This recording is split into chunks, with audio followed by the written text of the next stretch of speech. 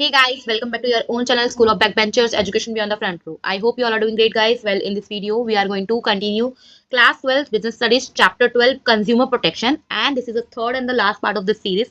Before we continue, requesting you again, guys, if you haven't subscribed this channel yet, consumer protection act के बारे में पढ़ चुके हैं, क्या रिस्पॉन्सिबिलिटीज है, क्या राइट्स हैं, वो हम पढ़ चुके हैं. कहाँ कहाँ कंज्यूमर जो है अपनी रिड्रेसल के लिए अप्रोच कर सकते हैं. जो 3 टायर थे हमारे लेवल से, वो हम पढ़ चुके हैं. क्या प्रोसीजर रहेगा वो हम पढ़ चुके हैं. ठीक है, अभी हमारा जो टॉपिक बनता है वो बनता है कि कंज्यूमर को क्या क्या रेमेडीज जो है वो प्रोवाइड की जाती है, वो हम पढ़ते हैं. तो एक कंज्यूमर के साथ में जब चीट किया जाता है, किसी लॉस से वो सफर करता है, तो कंज्यूमर कोर्ट जो है वो क्या क्या रेमेडीज उनको ऑर्डर कर सकती है. तो पहली है रिमूवल ऑफ डिफेक्ट. तो seller may be order to remove defect in goods और सर्विस. ऐसा गुड या सर्विस उसने दिया है जिसमें डिफेक्ट था, तो कंज्यूमर जो कोर्ट है वो क्या सेलर को बोल सकती है कि भाई इसमें से रिमूव करके दो डिफेक्ट. ठीक है, फॉर एग्जांपल अगर कोई फॉल्टी रेफ्रिजरेटर था तो उसको रिपेयर करने के लिए बोल सकती है फ्री ऑफ कॉस्ट. कंज्यूमर उसको सेलर को कोर्ट बोल सकता है. ठीक है, then replacement of defective product. तो हो सकता है कि ज्यादा ही डिफेक्ट है तो और कंज्यूमर ने उसको पूरे न्यू प्रोडक्ट के पैसे दिए थे, तो ऐसे में अगर लगता है कंज्यूमर कोर्ट को तो उसको पूरा न्यू आइटम जो है वो भी रिप्लेस करने के लिए बोला जा सकता है. तो डिफेक्टिव प्रोडक्ट को रिप्लेस करने के लिए भी बोला जा सकता है विद न्यू प्रोडक्ट या डिफेक्ट फ्री प्रोडक्ट के साथ में. ठीक है, then refund of price paid. तो फुल अमाउंट जो है कंज्यूमर को वो भी पे करने के लिए बोला जा सकता है सेलर को, जैसे कि refund for a cancel flight और डिफेक्टिव वॉशिंग मशीन. या ऐसा कुछ हुआ था कि कोई सर्विस थी, मान लो जैसे कि फ्लाइट जो थी वो कैंसिल हो गई थी और कंज्यूमर को एट द टाइम बताया गया है, तो ऐसे में जो भी एयर फ्लाइट कंपनी है उसको जो कोर्ट है वो ऐसे बोल सकती है कि भाई पूरा का पूरा पैसा जो है वो वापस करो. ठीक है, अगर जो भी टिकट थी वो कैंसिल हो गई है उनकी तरफ से. तो नेक्स्ट पार्ट हो जाता है हमारा कंपनसेशन फॉर लॉस और इंजरी.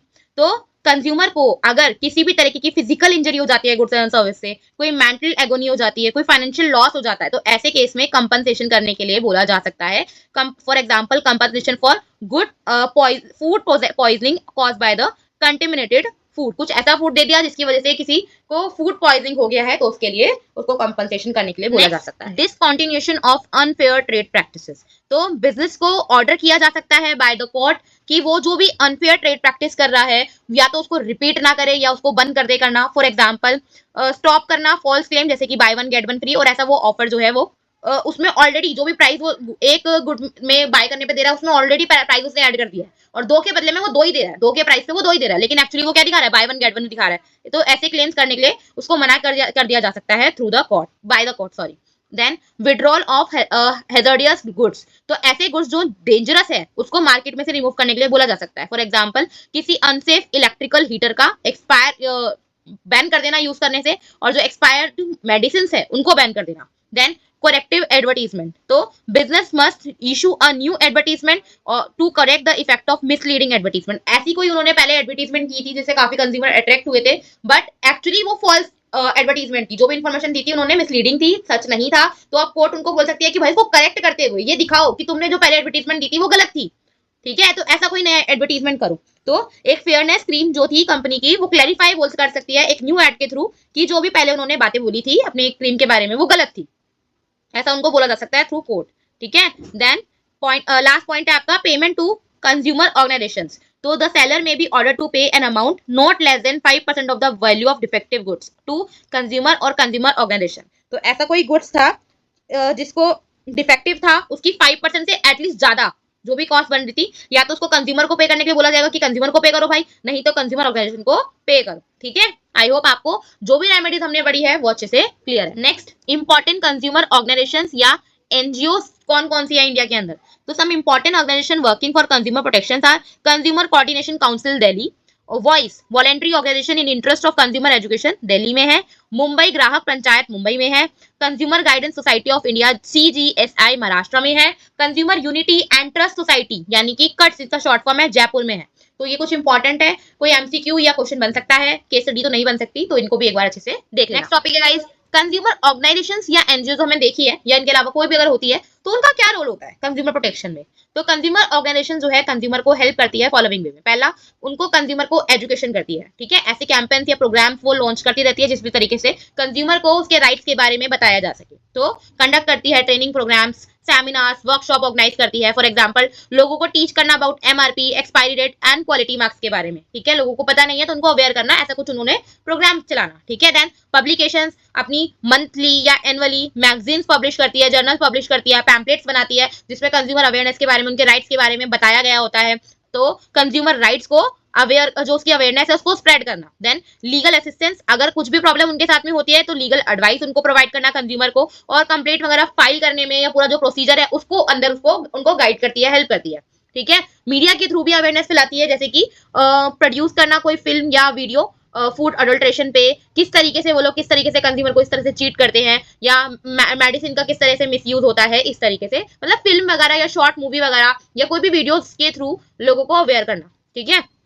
कंप्लेंट फाइल करने में कंज्यूमर के कोर्ट, मतलब कंज्यूमर के बिहाफ पर भी कंज्यूमर कोर्ट्स के अंदर वो फाइल कर सकती है केस, अगर कंज्यूमर को उसके राइट के बारे में नहीं पता है, उसको समझ में नहीं आ रहा है। इनकरेज करती है एक्शंस को, मोटिवेट करती है कंज्यूमर को कि अपनी वॉइस रेस करे अनफेयर ट्रेड प्रैक्टिसेस के खिलाफ, ठीक है। इनिशिएट करती है लीगल एक्शन, तो फाइल केस को इनिशिएट करती है कंज्यूमर के थ्रू और पब्लिक इंटरेस्ट के लिए। अगर कंज्यूमर, बहुत सारे कंज्यूमर ऐसे हैं वो कंप्लेंट लेकर आ रहे हैं कि सबके साथ में ये प्रॉब्लम हो रहा है थ्रू कोई पर्टिकुलर बिजनेस, तो उन सबके बिहाफ पर वो आवाज भी उठा सकते हैं और लीगल एक्शन दे सकते हैं। आई होप आपको अच्छी तरीके से clear. Next guys, scope of consumer protection act. तो ये एक्ट जो है ये अप्लाई होता है ऑल गुड्स एंड सर्विसेज पे, ठीक है। कौन से गुड्स और सर्विसेज को छोड़कर, कमर्शियल पर्पस के लिए जो होते हैं, हमने फर्स्ट वीडियो में पढ़ा था कौन कंज्यूमर नहीं होता जो कमर्शियल पर्पस के लिए गुड्स एंड सर्विसेज बाय कर रहे हैं, उनके लिए नहीं है, ठीक है। कोई इसमें प्राइवेट, पब्लिक, कोऑपरेटिव सेक्टर, सारी कोई भी आपका सेलर हो, प्रोड्यूसर हो, सब इंक्लूड हो जाते हैं। अगर पब्लिक यूटिलिटी सर्विसेज जो गवर्नमेंट प्रोवाइड करती है, जैसे कि इलेक्ट्रिसिटी, वाटर, ट्रांसपोर्ट, बैंकिंग, तो ये भी इसमें आ जाती है। इनके खिलाफ भी अगर सर्विसेज आपको, गुड्स आपको ठीक से नहीं मिल रहे हैं तो उसके लिए भी इसको इंक्लूड किया जा सकता है। कौन कंप्लेंट फाइल कर सकता है? कोई इंडिविजुअल कंज्यूमर कर सकता है, कोई रजिस्टर्ड कंज्यूमर एसोसिएशन है वो कर सकते हैं, स्टेट गवर्नमेंट कर सकती है, सेंट्रल गवर्नमेंट कर सकती है, और कंज्यूमर जो कंप्लेंट है वो पर्सनली भी फाइल की जा सकती है, खुद जाकर, पोस्ट के थ्रू भी कर सकते हो, और कोई फीस इसकी नहीं होती है, ठीक है। और कंप्लेंट जो है वो किस किस चीज से रिलेटेड हो सकती है? कोई गुड्स में आपके डिफेक्ट था, कोई सर्विस में आपकी कमी थी, आपको ओवरचार्ज किया गया था, या प्राइस का वेरिएशन आपको देखने को मिला, ठीक है, या कोई भी अनफेयर ट्रेड प्रैक्टिस आपके साथ में की गई है। Last topic of this video as well as this chapter क्या है? Ways and means of consumer protection. तो कौन कौन से तरीके हैं जिससे कंज्यूमर प्रोटेक्शन किया जाता है? तो पहला है गवर्नमेंट। तो गवर्नमेंट कंज्यूमर को प्रोटेक्ट करती है लॉज बनाकर, जैसे कि कंज्यूमर प्रोटेक्शन एक्ट 1986 बनाया उन्होंने, सेल्स ऑफ गुड्स एक्ट 1930 बनाया, बीआईएस एक्ट 1986 बनाया, सेटअप की भी की है 3 tyre redressal system, district level पे, स्टेट लेवल पे, नेशनल लेवल पे, है ना, पढ़ा था इनके बारे में हमने। और पर्पस क्या है गवर्नमेंट का इनके थ्रू? कि भाई स्पीडी और इनएक्सपेंसिव जस्टिस जो है कंज्यूमर्स को प्रोवाइड कराना। कुछ कंज्यूमर ऑर्गेनाइजेशंस भी हैं, वो क्या करती हैं, बिजनेसेस पे प्रेशर क्रिएट करती हैं, वो किसी भी तरीके का चीट ना करें, और अगर करते हैं तो उनको कंपनसेशन देना पड़ेगा, लीगल एक्शन लेती है उनके खिलाफ, प्रिवेंट करती है एक्सप्लॉयटेशन, और स्प्रेड करती है कंज्यूमर एसोसिएशन। तो ये ट्रेड और बिजनेस एसोसिएशन है, जैसे कि आपका फिक्की और सीआईआई, ये क्या करते हैं, कोड्स ऑफ कंडक्ट, यानी कि लॉज ही हो गया, वो बनाते हैं और मेंबर्स को गाइड करते हैं कि किस तरीके से कंज्यूमर्स के साथ में फेयरली डील किया जा सके, ठीक है।